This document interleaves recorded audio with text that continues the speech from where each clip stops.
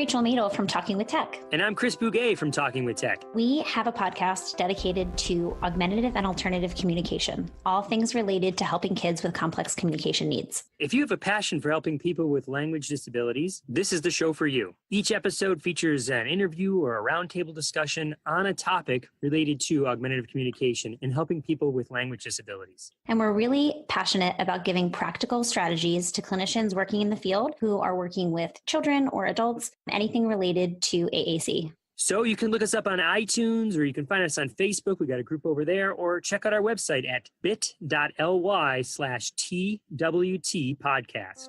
Please join our community of professionals that are working to ensure that everyone can say whatever they want to say, however they want to say it. Please listen carefully. What is communication? An essential behavior of life. We have the both blessing and responsibility of trying to foster another. It's the strongest way for two people to convey information to each other. Communication is a lifeline. It's just connection with other people. Connecting people in terms of ideas, thoughts, or needs. Draws us out of ourselves, draws us into that relationship, builds up our families. Without it, we'd be lost. Whatever it is that we do to express intent and achieve an impact. Communication is the ability to express your needs, wants, frustrations, and desires to anyone that you feel needs to have that information. Welcome to Speech Science, episode 76, proud members of the Exceptional Podcast Network. I'm Matt Hott, joined, as always, the man out in Philly, Michael McLeod. What's up, buddy? And in our guest host spot, live from the Sunshine State, Rachel Madel. Hello. Is California the Sunshine State? It is. Okay, good. Guys, this is such a good thing. But before we start, we want to hear from you, the listener. We appreciate you. So make sure you head over to our website, speechsciencepodcast.com, which links you directly to all of the shows over at XPN, including Rachel's Talking with Tech. We also want you to head over to patreon.com/MWH Production, and you can give us a text or a phone call, 614-681-1798, and our email, speechsciencepodcast@gmail.com. And Michael, if they are a social media person, what do they do? They go to Instagram, speech_science. We also have our Facebook page, Speech Science. Are we live right now? No, we're not live. Just okay. My son is making humming noises if anyone's listening in their car. I thought that's what it was. I thought that was the sounds of sounds of being live. And then it is, what is it? #SSPod? Yes, sir. Awesome. All right. So, Rachel, you are the guest. Thank you so much for jumping in with us, or the guest host. How has your week been? My week has been insane, Matt. First of all, we've been doing a ton of recording for Talking with Tech because I'm actually headed out of town on Friday. Ooh. So it's been a whirlwind. A lot of podcasting this week. Where are you going out of town, if you can say that? I am really excited, actually. So I've been trying forever to get permits to hike to Havasupai Falls, which is a really epic waterfall in the middle of the Grand Canyon. Ooh. And I've been trying for, I guess this is my third year trying. And the permits, they sell out within hours. It's a really popular destination. They only have a certain amount of people they let in every year. And I was lucky enough to win the lottery. So I'm headed to the Grand Canyon on Friday. Yay! Nice. That is awesome. Michael, can you beat that from Philadelphia? I don't know about that, but I just returned from doing some work over in Boston. Good time out there. Back at the private practice this week. It's been nuts with a lot of new client intakes, a lot of evals, bringing on some more employees. So it's been a very hectic week. So sitting down talking to you guys is pretty nice right now. That's awesome. I got a new TV this week because my warranty replaced the broken TV I had because there was 1 or 2 pixels going out, and I, like an idiot, thought my warranty was expiring this year. It expires in 3 years. So for $50 more, I upgraded from a 55-inch to a 65-inch. And my wife is not as happy with me as she was when we had the 55-inch because now the TV looks excessively big in our living room. I feel like this is like a very common thing. Like men, the bigger the better when it comes to TV, and myself included. I'm like, why does it have to be so big? It doesn't have to be so big. Why does it have to be so big, guys?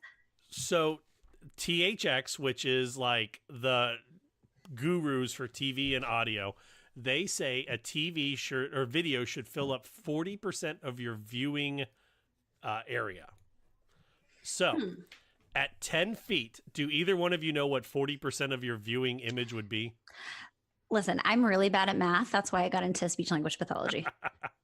Michael? I have no idea. 90 inches at 10 feet is the size your TV should be, according to THX. Okay. Feels like a lot. So just think about that. An average adult human is like what, 5'8"?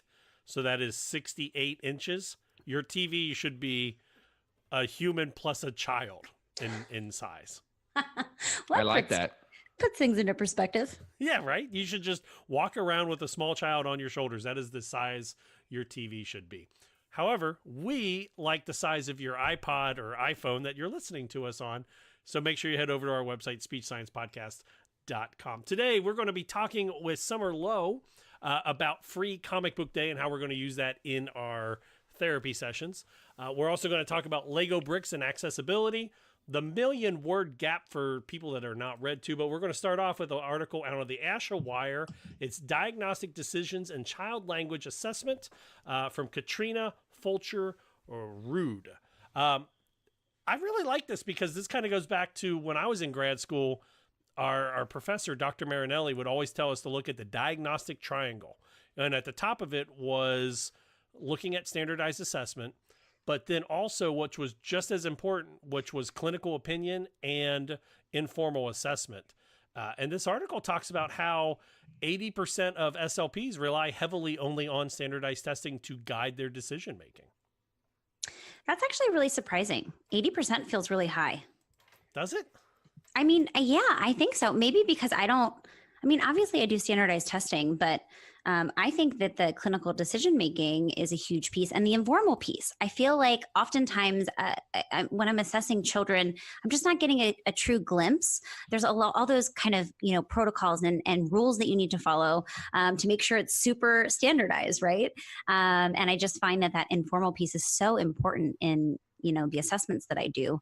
Oftentimes I can, really piece out if there's an area of the standardized test that is questionable to me. That's when I'll dive a little bit deeper for the informal piece. So yeah, I guess 80% does feel kind of high for me. I literally just went through this with a private client of mine where his school evaluated him and found that he did not qualify for services and due to his expressive and receptive skills. Meanwhile, there are glaring issues for social pragmatics, vocal volume, and so many other things that have been found from informal measures.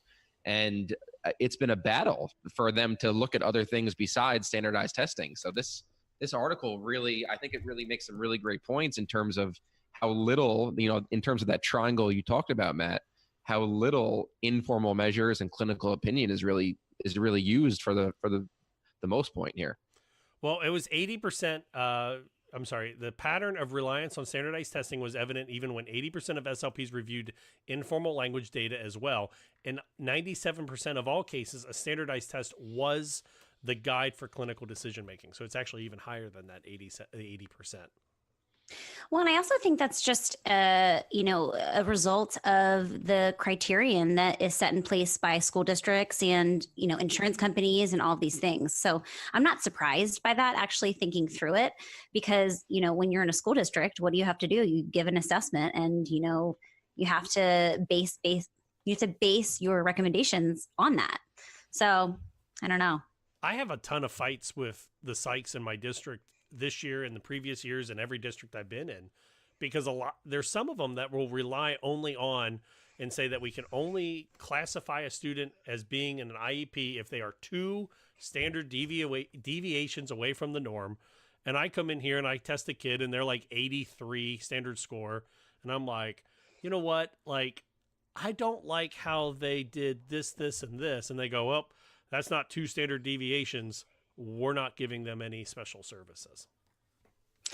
Yeah, I mean, so I do a lot of AAC work, and when it comes to AAC, I feel like there's not standardized, protocols, a lot of them at least. And so I think that really value that informal piece. And, and kind of, as I already mentioned, it's really hard, especially in an assessment where, maybe you only have an hour or an hour and a half with the child. It's just one glimpse. They could be having a bad day. They could be like, who is this lady in front of me trying to get me to do stuff? So it's just like, it's really unfortunate. And, Michael, you mentioned those kids that kind of fall through the cracks. And I have very similar situations. Like these kids, they're just kind of like right over the threshold of where they would need to be in order to qualify for services through, regional center or the district. And there's so many things going on that you're like, how is this kid not qualifying for special education services? And it's just, it's those situations where, really finessing your report writing as a clinician is so important. Saying, yes, they might have scored, within normal limits on this subtest or, in this area, but here are the reasons why, through informal assessment, I think that, X, Y, or Z is still, a challenge for them. And when it all comes down to it, what is the point of the evaluation? Where is it coming from? And insurance companies, Medicare, Medicaid, they do not care at all about our clinical opinion. They want to know, what did the patient score? What's happening? What is your treatment, and how are they going to get better? And how soon can we stop funding therapy? And how is it something that is it so severe? Is it something that could even be repaired? So it's all, and for school, is this another student that needs to be added to this SLP's caseload? So yeah, go ahead. Oh no, I was going to say, like, I tested a student a couple years ago to send off for paperwork to get funding. And the student's core language score was like 52, 53, something like that. And they wrote back a letter and said, these scores are too high. We will not be funding them. Wow. So then I had to like write back and show them that it wasn't 50th percentile. It was a standard score of 50. Like, these are the people making decisions. But it also means that maybe we should look at different tests if we know that funding looks at standardized scores or schools, like purposely find the test that maybe overqualifies. I think that, yeah, as clinicians, we kind of intuitively do that, right? Like, we're in the middle of a test and you're like, maybe I should get the really tough vocabulary test because it feels like that might be, an angle. I've done that many times. Like I have a test that I know that my students in my district have a tendency to score higher on. And if it's a kid that's kind of borderline, I'm not as inclined to use that one because I want to make sure that kid gets all the help that they need. Yeah. And there will never be a perfect test. There's always going to be tests that get outdated, that are biased towards certain groups of people, that are either too long or miss out on certain spots.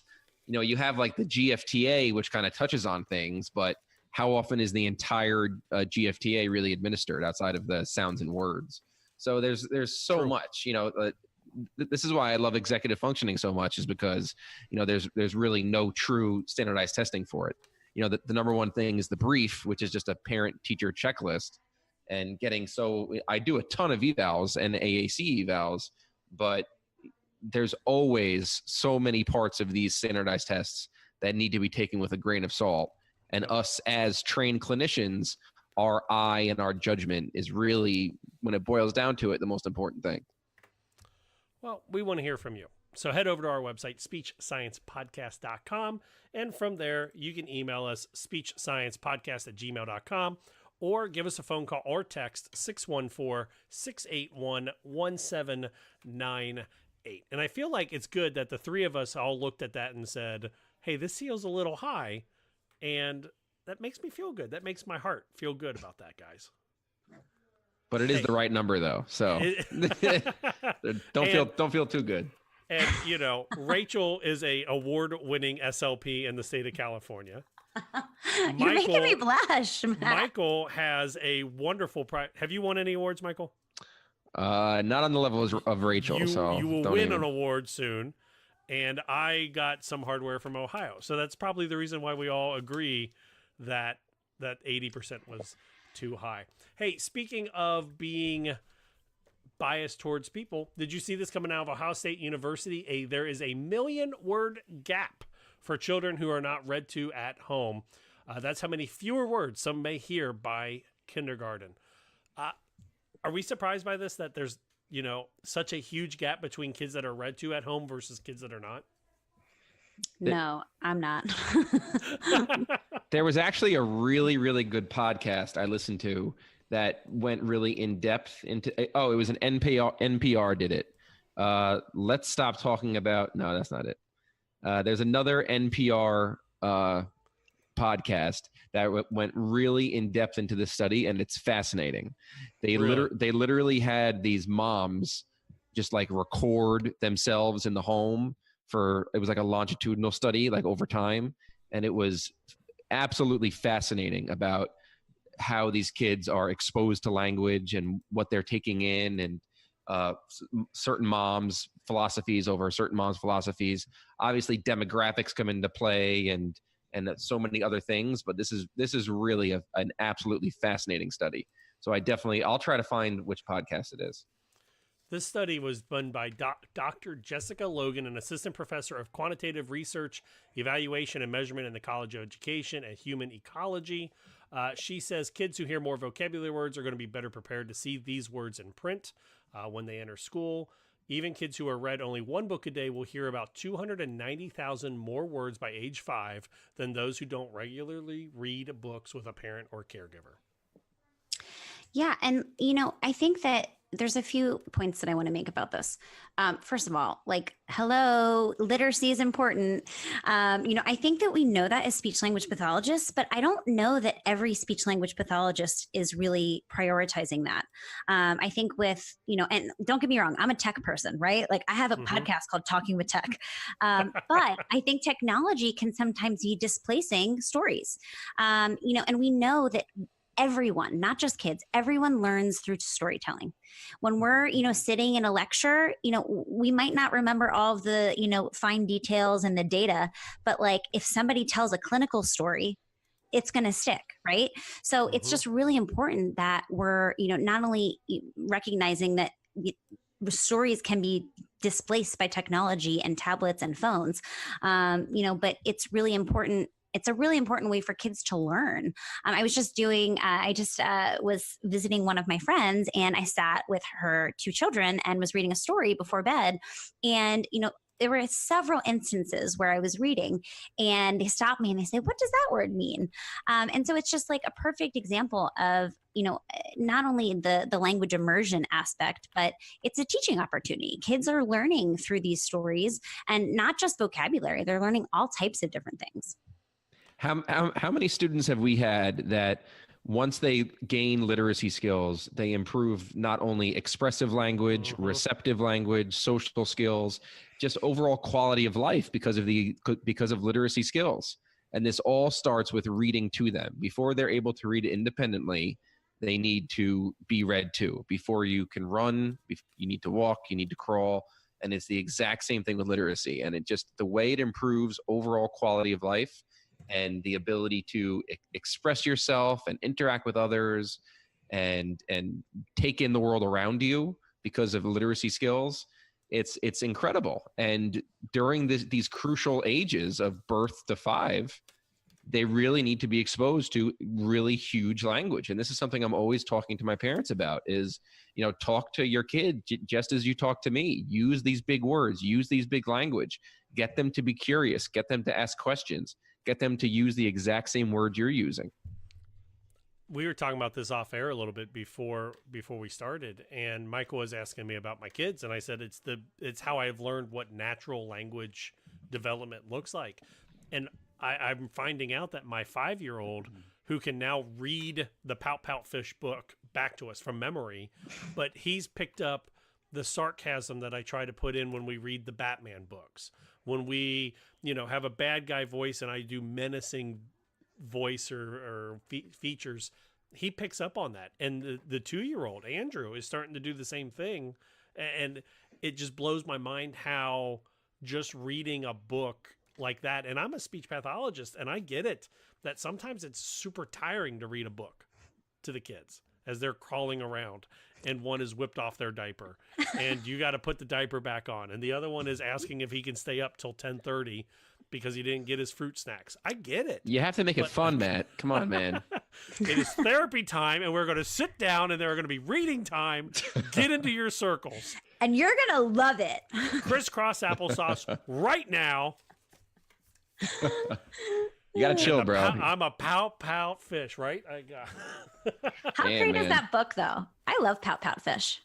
We have my oldest, when we do the blub blub blub, because in our family we really love the Lion King, and he turns the last one into Blub Sylvania, and he just shouts it, and I'm like, all right, man, like, you do you, dude. I love it. Like, go for it. I was reading that book, The Woman Who Swallowed a Fly, the other day with like a 4-year-old girl, and she was just crying laughing. Like she thought it was the funniest thing she's ever heard in her life. And it was awesome. And that was pretty much the session, and she loved it. What is your earliest memory of a book? Ooh, that's a good one. Yesterday.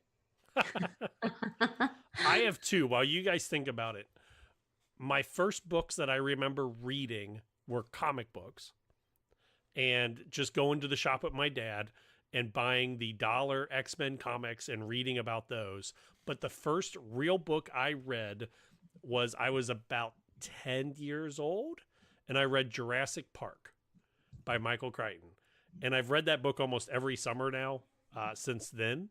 And every year I find something different about that book that I didn't understand when I was 10 years old about genetic modification and the ethics of it. But like books I remember being happy with. I remember reading The Red Badge of Courage under my desk secretly in religion class because it was more interesting than reading about who created what. But what was your guys' early memories of books?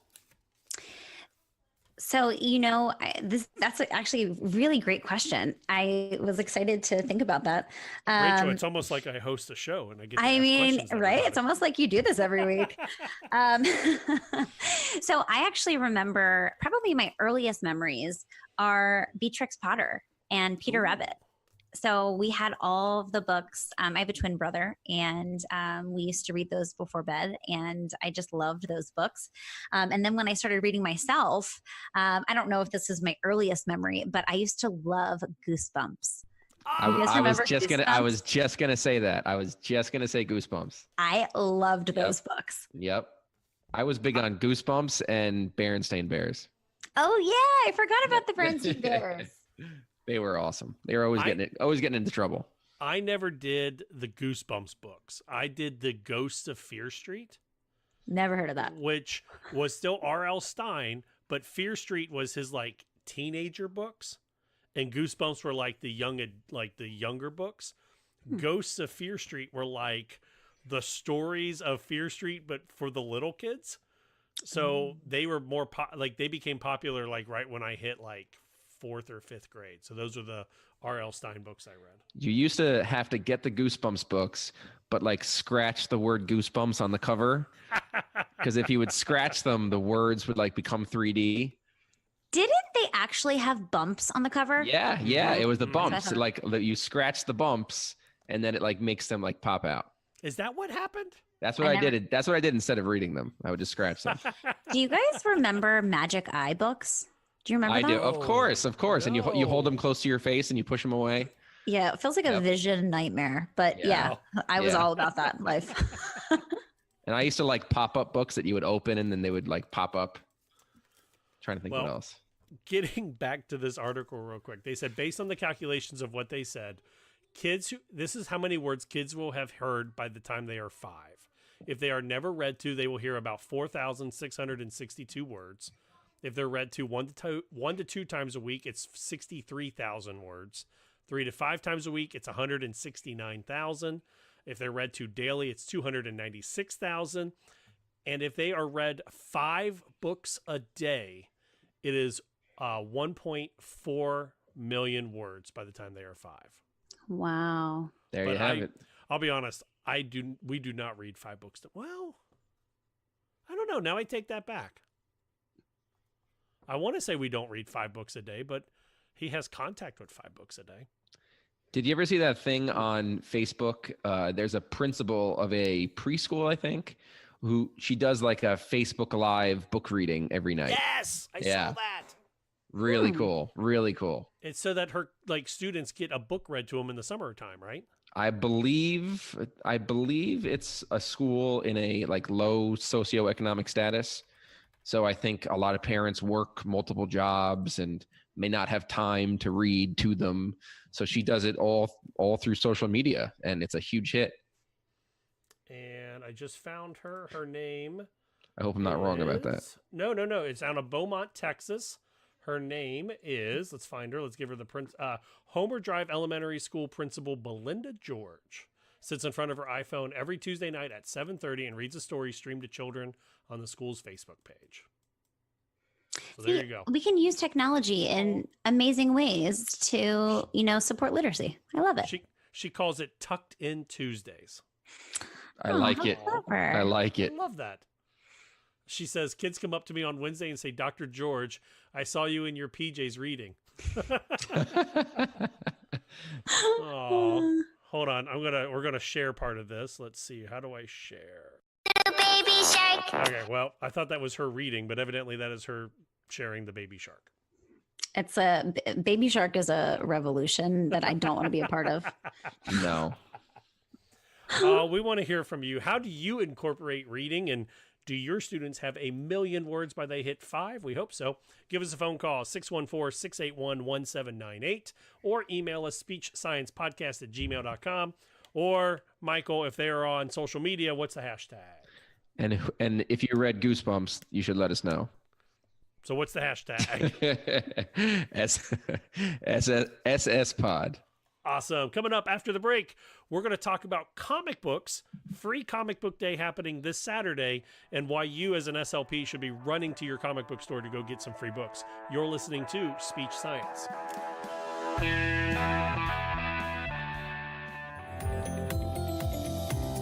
Do you have an idea for a product or book? Or are you ready to go beyond in-service presentations?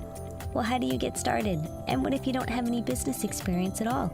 Well, I have some great news for you.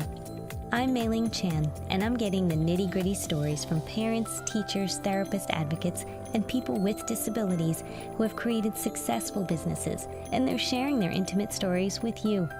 Listen to us on the Exceptional Leaders Podcast and fast-track creating and building and sharing your idea with the world so that you can help more people.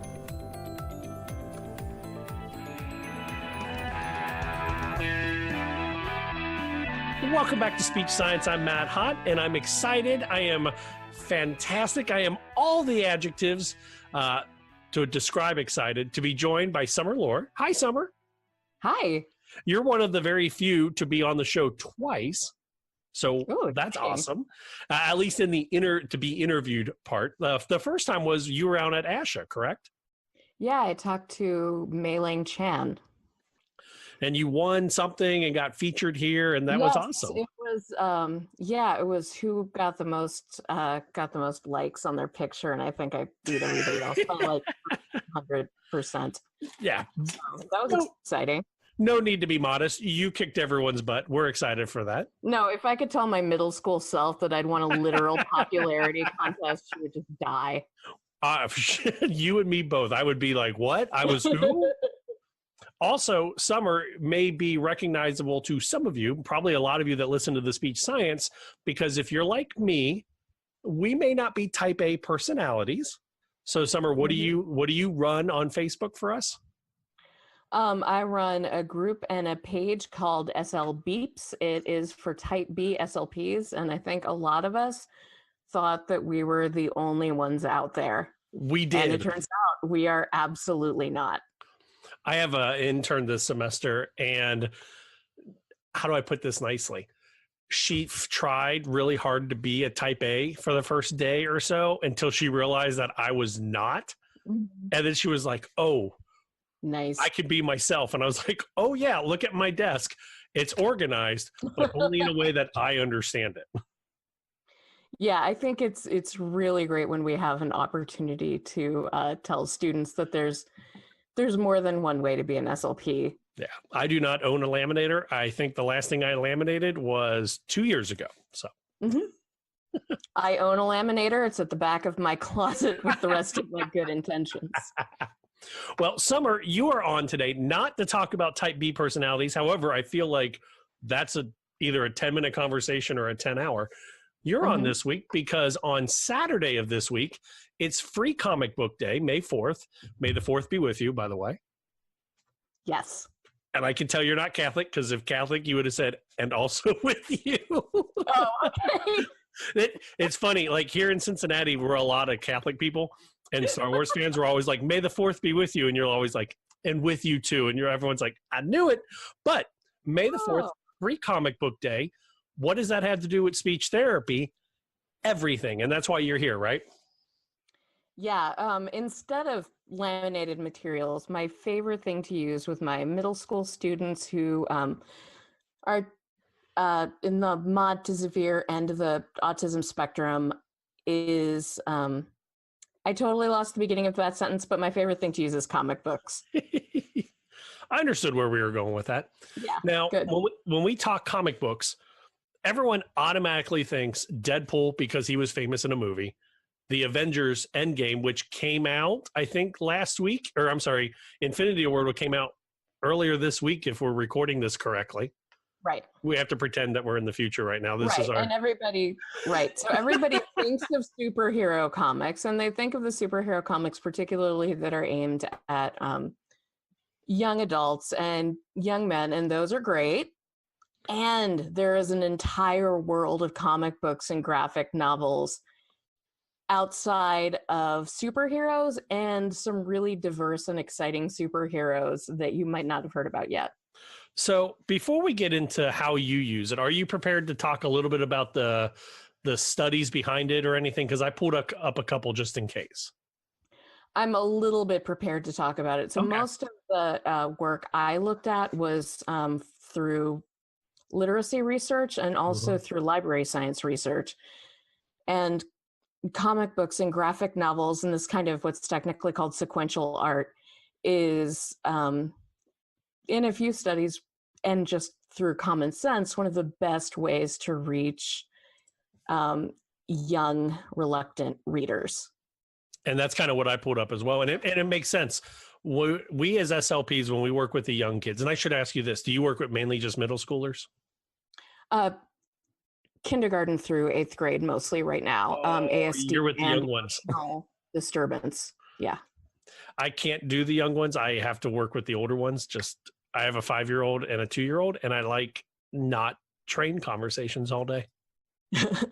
I like working with the little ones, but I find that they're not very impressed with my knowledge of comic books and video games. So I feel like I work better with the older kids.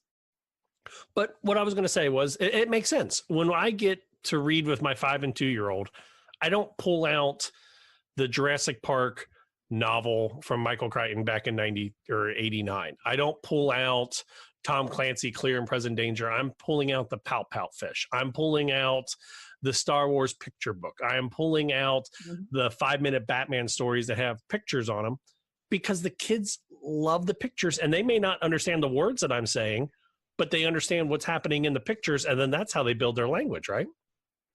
Absolutely. So a lot of the other research that I'm relying on is the research on narrative and all the wonderful work by Westby and Gillum and people like that. And we do have a fair amount of research in our field on narrative and the importance of narrative. And one of the studies that I do not have in front of me, but that I thought was really great, was on narrative with incarcerated youth. Oh. And developing their ability to tell their own stories and to understand what other people's motivation is, and working on theory of mind through narrative. Ooh, that sounds interesting. And, you know, for kids on the spectrum, theory of mind is a huge thing. And what I really like about comic books, to get into the nitty-gritty of it, is yes, you can do a story grammar and a narrative on an entire chapter, but what's really magical about comic books is on each 2-page spread, there is a story arc. Mm-hmm. All you need is 2 pages to have an entire session of discussion on, okay, so who is this character? What did they want? How did they react to the obstacle?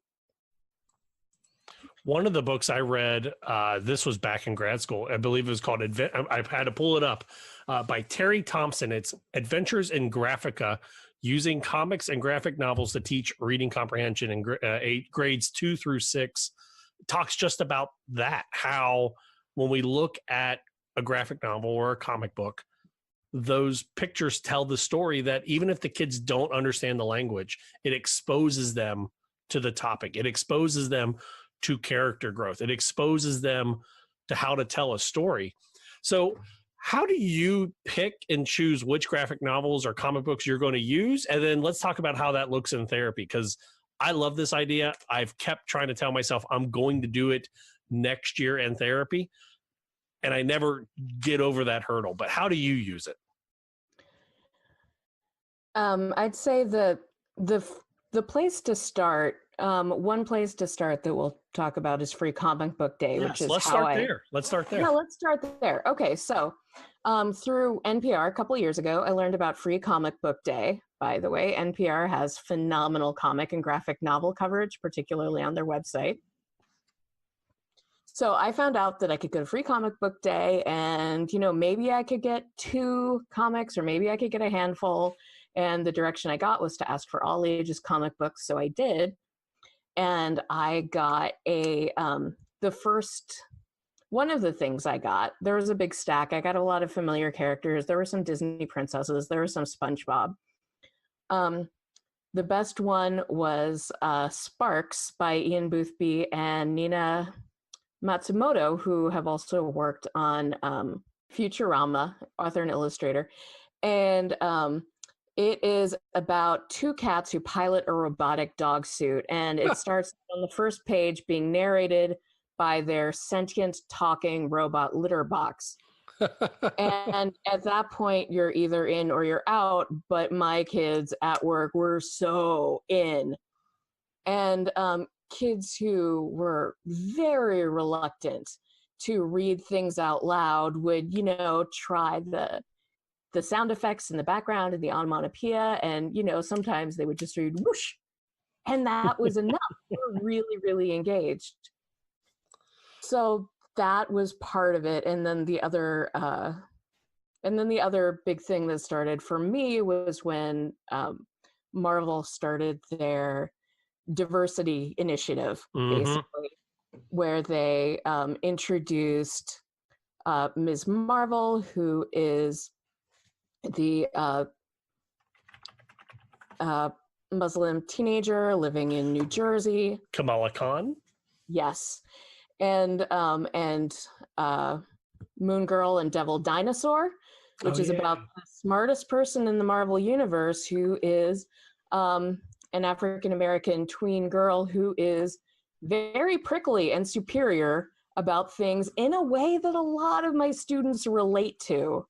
Yep. No, she does not have time for friends. She is saving the world. And everybody is like, why don't you just be a regular kid? And she's like, no, thanks.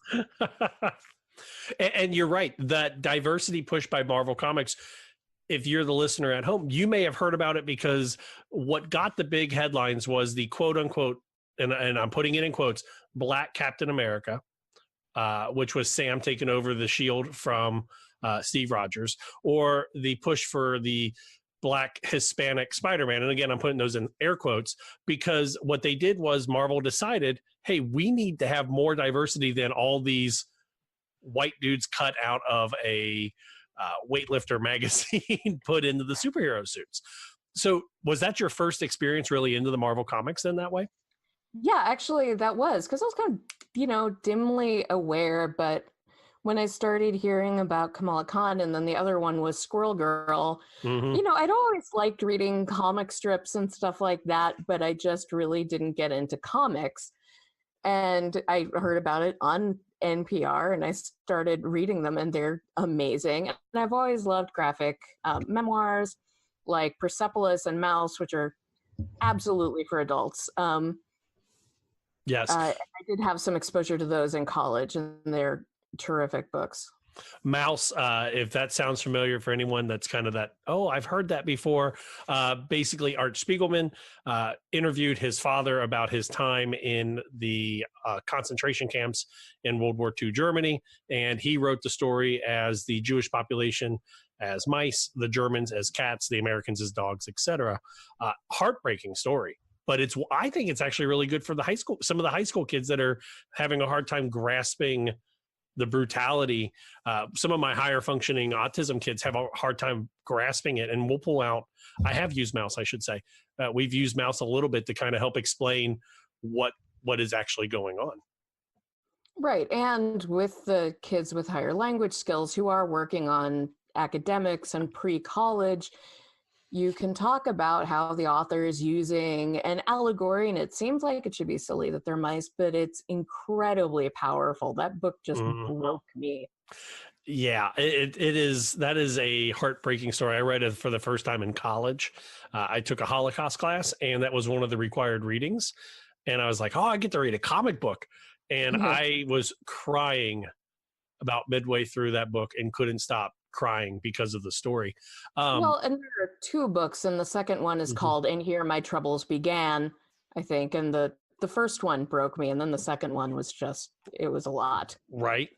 When we talk about graphic novels or comic books, there's also graphic novelizations of Romeo and Juliet, Frankenstein, Fahrenheit 451. There is one that's 1984 that I saw as a graphic novelization. And these are wonderful ways that if our students are having such a hard time grasping, they can just kind of turn to that. Absolutely. And like with each line and with each panel, maybe they don't understand what the person is communicating with just the words, but there's, almost always a facial expression to go with it. There's just so much textual richness. I just saw a big display in the bookstore yesterday of Greek classics or Greek mythology. Mm-hmm. And if you're wondering, you're like, oh, what is Free Comic Book Day? We mentioned it earlier. Their website is freecomicbookday.com. It's got a listing. I'm kind of scrolling through as we talk about all the books that are available on Free Comic Book Day. They include anything from, if you have a student that enjoys Pokemon, there's Avengers, there's Riverdale, which is the Archie story. There's a Teenage Mutant Ninja Turtle one. There's a Doctor Who, Stranger Things. And then a little bit off the beaten path, there is one called Blastosaurus. That looks interesting. I might pick that up for my son. There's Little Lulu. There is, Robotech, Star Wars. So this is designed to help get people into the comic book store. So our fellow SLPs, we get them into the comic book store, and then what? So yeah, I think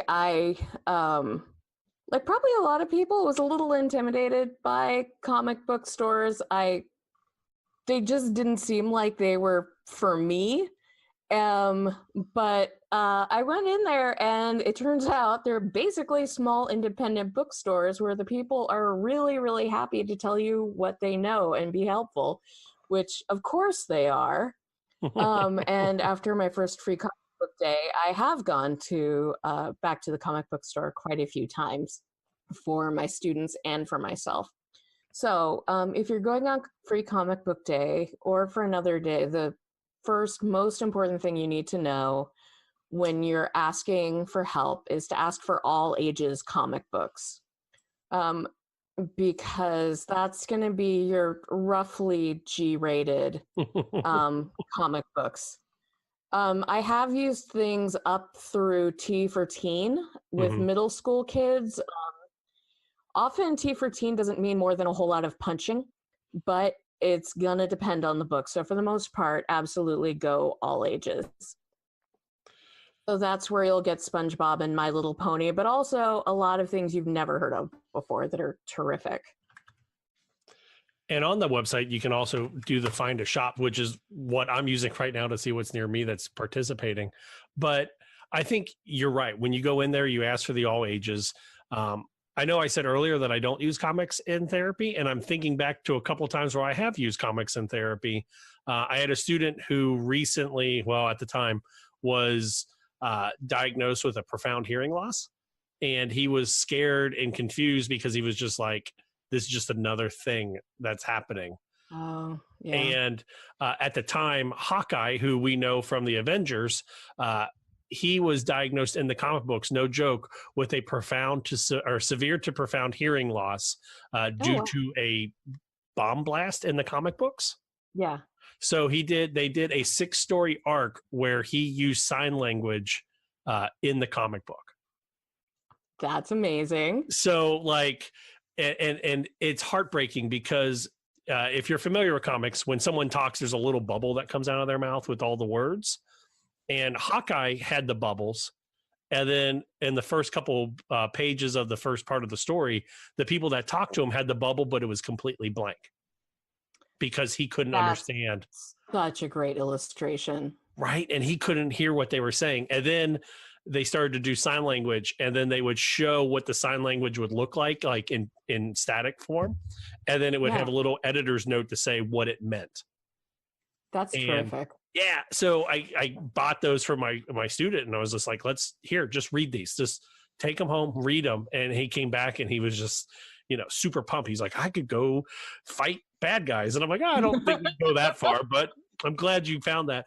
And the other one was I had a reader that had a hard time, or I had a student, we were working on a reading comp. He just didn't like reading. And I went to my comic book shop, and I'll give a shout out to Superfly Comics in Dayton, Ohio, or Yellow Springs, Ohio, and Tony and Jared up there. And I said, hey, I've got a student, student of color, low income. He doesn't like to read. What can we get for him? And they were like, hey, have you heard of Static Shock? And Static Shock is the story of a African-American teenager who gets superpowers and is one of the most powerful superheroes in the world. And I worked with my student on reading comprehension using a book about someone who looked like him, and he thought it was the greatest thing. And then, I was able to say, hey, he doesn't have a reading comprehension issue. He has a I don't like reading issue. Totally separate thing. And that's what's amazing is the opportunities in comics, especially if you go into web comics and indie comics, to see them, for kids to see themselves represented. There's also the graphic novel El Defo. Ooh, I don't know that one.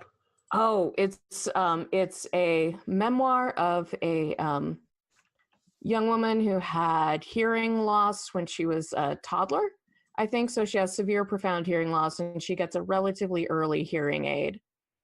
And it's just a very funny, insightful book. That's awesome. I was going to say, as we start to wrap up, I wanted to pick your brain. What are some of your favorite books? And I guess El Defo would be one of them. Favorite books or graphic novels that you either enjoy personally, and then also what you enjoy for therapy, titles or anything like that. Okay, so one of my personal favorites is The Unbeatable Squirrel Girl. She is a college student studying computer science, and she has beat all the biggest bad guys in the Marvel universe, usually through just, talking them out of whatever their evil plan was. Although, yes, she can fight. Her motto is that she eats nuts and kicks butts.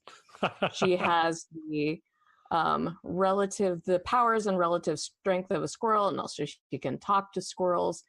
It's very funny and geeky and silly. And just to read for myself, those books are so goofy and funny. And the other thing that women of a certain age, or, mid 30s, 40s, will get really excited about is The Babysitter's Club, which was the obsessive book series of my youth. That's a comic now? Has been reimagined as a series of comic books by the graphic novelist Raina Telgemeier, who just writes some of the best graphic novels for 2nd through 6th grades, period. it's really true to the books and the characters, but they go fast and they're just wonderfully sensitive. And the books deal with more serious issues than I remembered, but in a way that's kid appropriate. In addition to Sparks, which my middle school boys cannot stop reading. They really, really love it. They have also been super into the My Little Pony comic books, which are quality-wise, I'd say, on par with the TV show, and very, very expressive. And you get a lot of verbs in there. That's the other thing that I like is it's hard to find really compelling when you want to say to a student who has hundreds or thousands of nouns but can't construct a sentence because they don't know any verbs.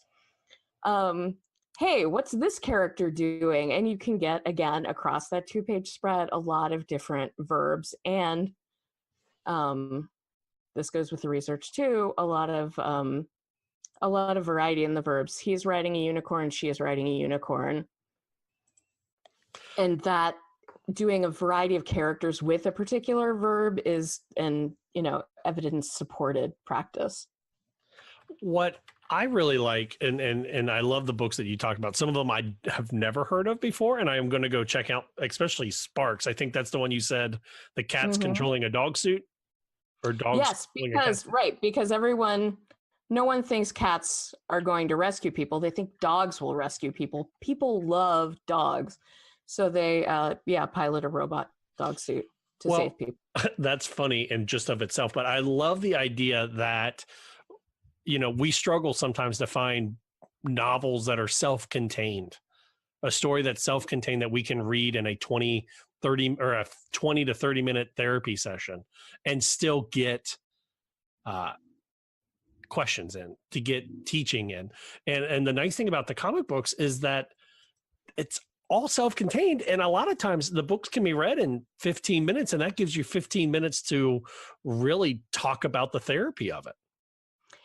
Exactly. And you can mix up your groups for reading comprehension a little bit more, for comprehension of the text, because some of the students, this will be at their reading level. Some of them, it'll be below their reading level, but it doesn't feel too babyish. And some of them maybe can't read at all, but they can still talk to you about the book and still follow what's going on. So I didn't get to say what some of my favorite books that I get to read, or novels in general, or graphic novels in general. These are the ones that I would always say if someone's like, oh, comic books are too kiddish and I can't read them with anybody else. Here's the ones I would say. If you're looking for a superhero one, it's God Loves, Man Kills. It's the X-Men God Loves, Man Kills. It was written in the 70s or 80s, and it's an allegory on racism in America. But instead what they're saying is that they want to kill the mutants because they're mutants and something that they can't control. And it's a heartbreaking story because it opens up with 2 young children being murdered on a playground because of who they are. Yeah. And it's such a heartbreaking story that when you say, oh, comic books are for kids, that's the first one I would say, here. This is, if you have a story on Black History Month, this is a story to help get the kids into understanding that whole idea. Speaking of Black History Month, I haven't read them yet, but the March trilogy.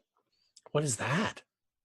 It's an autobiographical trilogy of graphic novels by John Lewis about the early civil rights movement. Oh, that sounds great. Yes.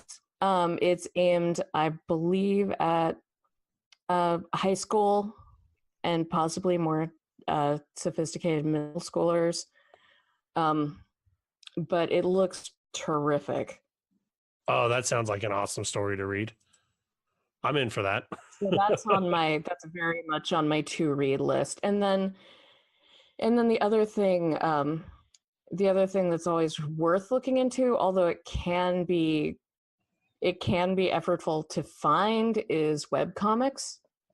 I have found some very good all ages webcomics, although they do tend to disappear because it is very expensive to host them. Yes, that is sometimes the problem. Some of the other books I was just going to mention real quick, I apologize, is Axe Cop. Have you ever heard of Axe Cop?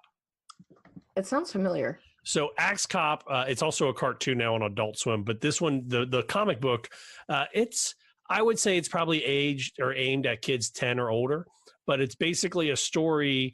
The background is this comic book artist. He was 22 or 23 when he started, and he was forced to play with one of his half siblings who was about 5 or 6 years old.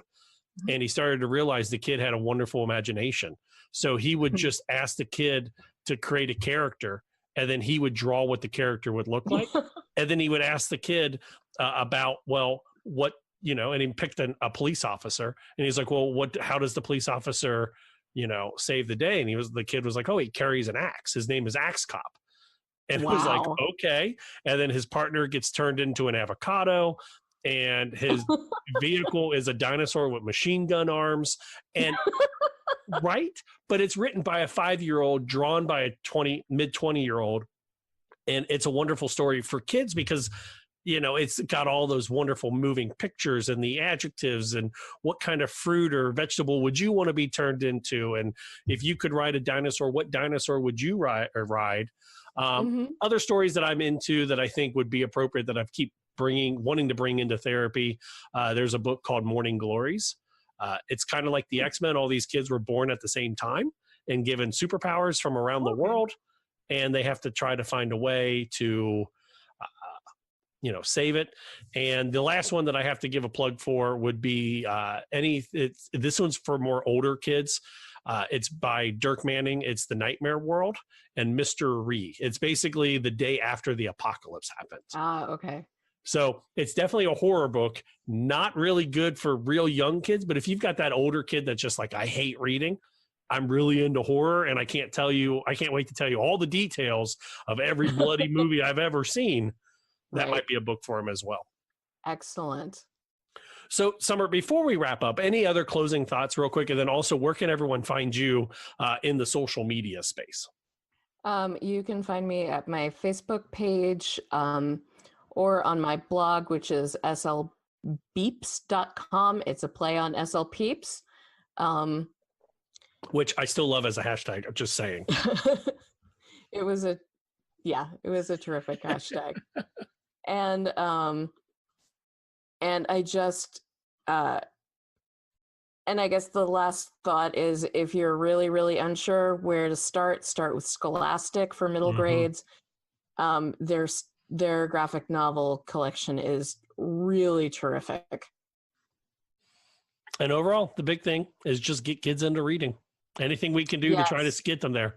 Another tool in our SLP toolbox, as they say. Absolutely. Summer, thank you so much for joining us. Thank you for having me. Welcome back to Speech Science, episode 76. I'm Matt Hott, excited to be joined by Talking with Tech's own Rachel Madel. Yeah, I'm excited to be here, Matt. I love speech science. Yay. Hey, by the way, our dual episode, whatever you want to call that thing, was one of our largest downloads ever. So that was pretty cool. I know. It was so fun. What an engaging conversation. And I just love the live component where people were calling in and texting. It was so fun. And that was the only time we ever got text messages to our number, by the way. Which you at home, it's 614-681-1798. Text us. And my favorite guy from Philadelphia next to Will Smith, Michael McLeod. How are you? I am great, buddy. How are you? I'm doing well. Well, we always end on a happy note. And did you see what Lego is bringing out? They're bringing out Braille Legos. It's so cool. That's amazing. Which part of it is Braille, though? So it's kind of teaching how to do reading, I guess. The top of it, there's different sets of bumps on the top of the bricks that correspond to letters and numbers and that kind of thing. So like if you're trying to teach kids how to build and say words, you would do it that way through Lego bricks with Lego Braille. So there you go. Very cool. Like, I figured there would be a lot more discussion off of that. It says, as we engage experts within this field, we realize just how important it is for all kids who are blind or low vision to learn Braille. So that's why they're doing this, is to help teach kids how to read Braille. So. Anytime a special community is being helped out, I'm all about it. I love it. The bricks, which are compatible with other Lego toys, are also printed with visual letters or numbers, so sighted family members and students can also learn Braille. There you go. All right, guys, we've got just 6-7 minutes left. Let's send this thing home. Rachel, as the guest host this week, tell us something fun and or exciting. Well, you already told us, but what is something else fun or exciting you're looking forward to in the next week? Besides the Grand Canyon. I know. I mean, it's hard because I'm going to be hiking the Grand Canyon, which what's more exciting than that? I have something exciting related to our trip. Okay. So it's a really intense hike to get down into the Grand Canyon, but an even more intense hike to get out the last day that you're there. Yeah. And we won the mule lottery. So there's there's a lottery system. They only have a certain amount of mules they take down into the canyon, and you have to put your name in I guess this lottery, and we won, which means that we don't have to carry our tent and our sleeping bag on our backs. What? That's so yeah, cool. I'm real excited about that actually. And Michael, what are you looking forward to this week? That is really, Rachel, that is not fair. That is really hard to follow up. So I'm glad Michael's going. Yeah, so I have a bunch of my New York friends coming this weekend to visit me. Gonna see the Avengers movie, play some football, go to this food truck thing going on. Of course, a lot of private practice stuff happening for the next 2 days and into the weekend, of course. A lot of evals. So pretty much standard, I feel like this is the perfect time of year in Philly. It's starting to get really nice and spring has sprung. I don't know. I've never been to Philadelphia.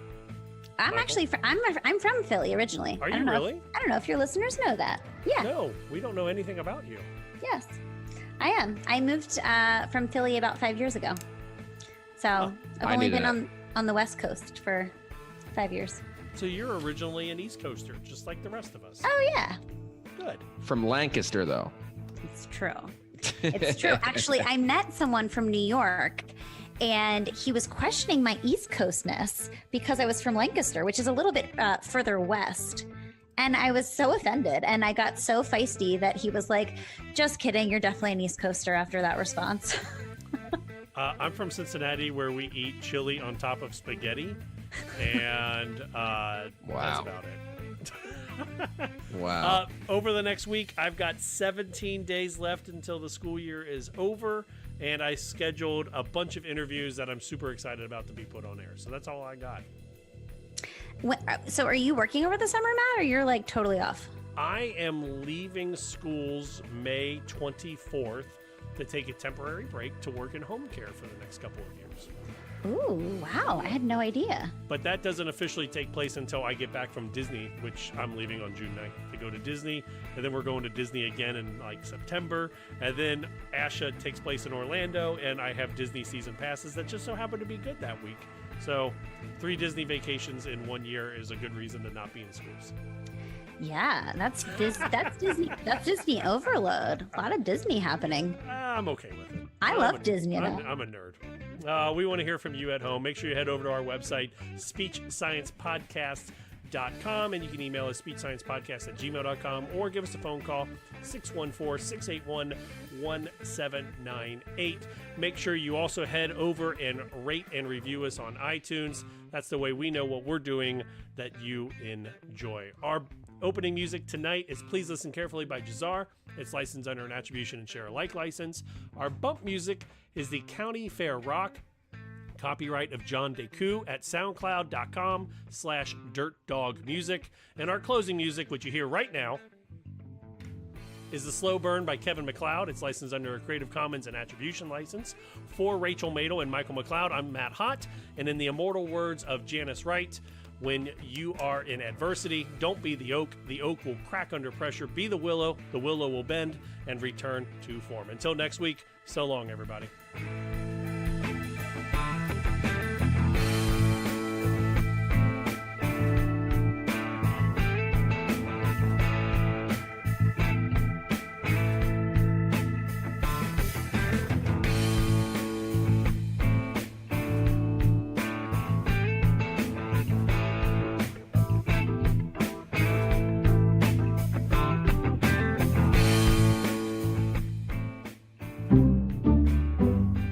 This has been an Exceptional Podcast Network production. Speech Science is edited and produced by MWH Production. Please follow Speech Science on Twitter at SpeechSciencePC and like our page on Facebook. For more original podcasts, please visit exceptionaled.com and rate and subscribe to our podcast anywhere you get your podcasts.